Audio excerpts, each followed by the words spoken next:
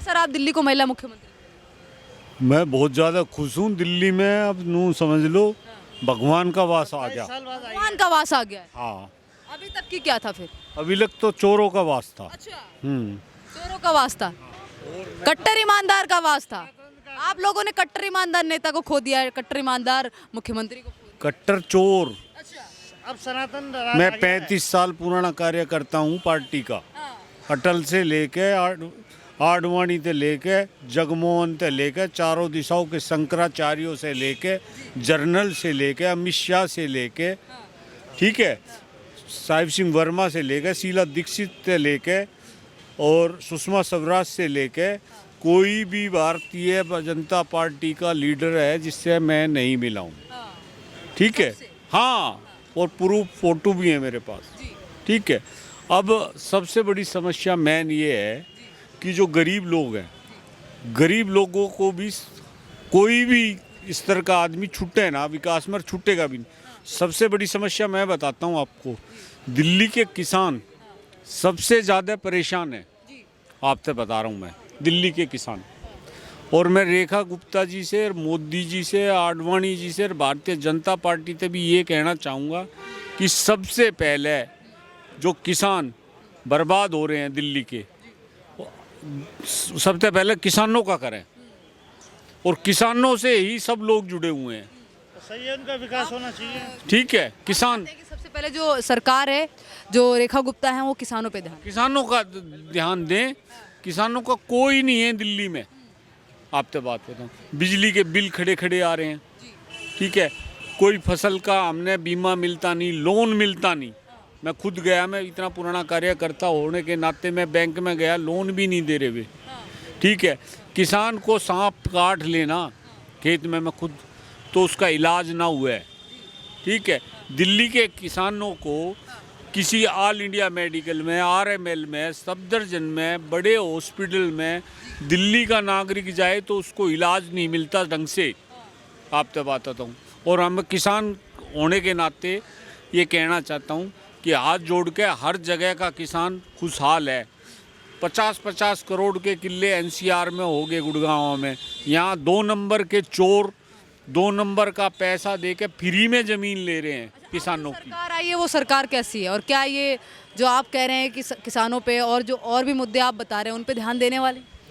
मैं तो ये कह रहा हूँ कि भगवान का वास आ गया दिल्ली में। अब मोदी जी ने खुद बोला गारंटी की गारंटी। ठीक है, पर जितना ये लेट किसानों को करेंगे उतने ही किसान मरता जा रहा है।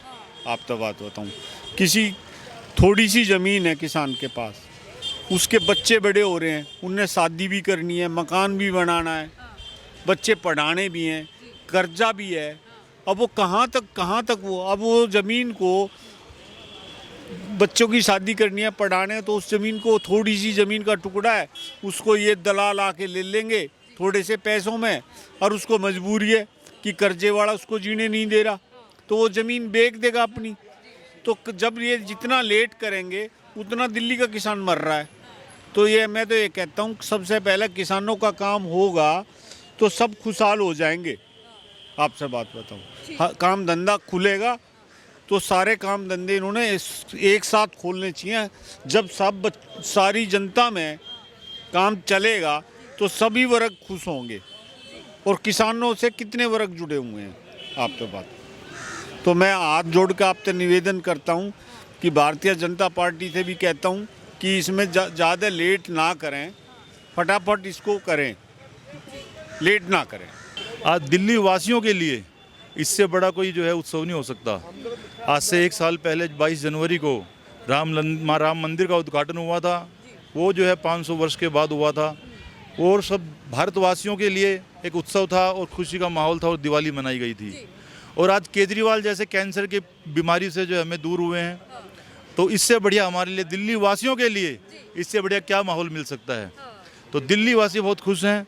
और हमारी बहन महिला मुख्यमंत्री बनाई गई है। मोदी जी का कितना देखो सपना, की सशक्त सपना है ये कि महिला को मुख्यमंत्री बनाया है, पहली मुख्यमंत्री महिला बनाई गई हैं। और इसके साथ आप हर तरह से जो भी हमारी दिल्ली में है, देखो वो तो ना उसने आपने उसका वादा सुना हुआ एक, वो कहता था मैं पेरिस बनाऊंगा, लंदन बनाऊंगा। तो आप तो फील्ड में रहते हैं, कहीं आपने पेरिस और लंदन देखा? तो ना उसने पेरिस बनाया ना लंदन बनाया। अब देखने को मिलेगा लंदन। अब इंद्रप्रस्थ जरूर बनेगी दिल्ली। यस। अच्छा, ये शपथ समारोह है, ये रामलीला मैदान में ही क्यों रखा? कहीं और भी तो रख सकती थी। रामलीला हमारा एक जो है ऐतिहासिक जगह है ये, और दूसरा जो हमारा उत्सव मनाया गया, ये शपथ समारोह नहीं रखा गया, ये उत्सव मनाया गया है।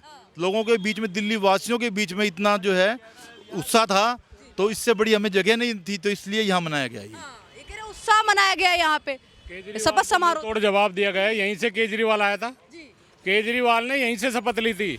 आज उसको जवाब दे दिया कि तानाशाही नहीं चलेगी। आप कहते हैं कि यमुना साफ नहीं हो रही, जा करके सबूत ले लो कि सेना के जैसे तुम सबूत मांगते थे, अब कचरे का सबूत ले लो जाकर, फिर कहोगे कि यमुना हमने पहले साफ कर रखी थी। सबूत इकट्ठे कर लो जा करके। केजरीवाल तो खुद भी बधाई दे रहे हैं, मनीष सिसोदिया, आतिशी मार्लेना बधाई दे रही है नई मुख्यमंत्री को, रेखा गुप्ता को। अगर ऐसा है बधाई दे रहे तो अच्छी बात है, ये अच्छी बात है। अगर वो बधाई दे रहे तो अच्छी बात है। मतलब खुश है ना, बधाई दे रहे तो इसका मतलब खुश है। अब अपनी नाकामियां तो छिपाएंगे ना, वो अपनी नाकामियां तो किसी तरह से छुपाएंगे कि हमने ये नहीं करा, हमने वो नहीं करा, अगली साल एक बार और जिता दो फिर कर लेंगे, अगली बार एक बार और जिता दो फिर कर लेंगे। ये तो नाकामियां हैं उनकी। कौन से कामों पे सबसे पहले ध्यान देने वाली है जो बीजेपी सरकार है, जो रेखा गुप्ता है, वो किन कामों पे? रेखा गुप्ता जी हर काम करने में सक्षम है। कोई पहला नहीं होता, कोई लास्ट नहीं होता। सारे काम दिल्ली के जो होंगे, विकसित दिल्ली के लिए सारे काम होंगे, कोई पहला कोई लास्ट नहीं होता। सारे काम होंगे दिल्ली के। ऐसा नहीं कि ये काम पहले होगा वो बाद में होगा। पहले उल्टा पलटी कैसे हो गई? क्योंकि जहां प्रवेश वर्मा का नाम सामने आ रहा था सीएम के लिए, सबसे ऊपर लिस्ट में था, रेखा गुप्ता को तो आम जनता जानती भी नहीं थी, और रेखा गुप्ता सीएम बनी। जनता पहली बार विधायक। जनता के व्यू हैं, कोई भी ऊपर नीचे हो सकता है, लेकिन जिसको ऊपर किया उसने शपथ ले लिया। आज विधायक दल ने जो विधायक दल का जो नेता चुना गया, विधायक दल जो बैठा, उन्होंने अपनी सर्वसम्मति से रेखा गुप्ता जी को फर्स्ट नंबर पे ला। इससे पहले तो व्यू है, आते जाते रहते हैं किसी के।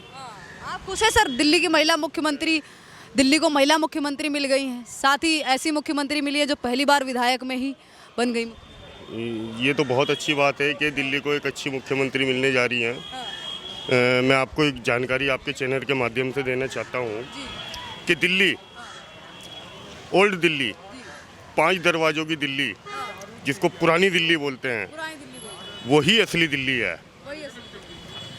आप ज़रा मुआयना करिए अंदर जाके, क्या हालात है अंदर के। आप किसी गली कूचे से निकल नहीं सकते, कोई रोड। बीजेपी की सरकार में सब सही होने वाला है। बिल्कुल बहुत अच्छा होने वाला है, पूरी उम्मीद के साथ कह रहा हूँ। हालांकि मैं दिल्ली से नहीं हूँ, मैं यूपी के कैराना से हूँ, एक बहुत मशहूर परिवार से हूँ, जिनका संसद भवन में और न्यूज़ चैनल पे शेयर चलता है कि ये ज़बर भी देखा है तारीख की नज़रों ने, लम्हों ने ख़ता की थी, सदियों ने सजा पाई। ये कैराना से मेरे वालिद साहब थे, उनका शेर है।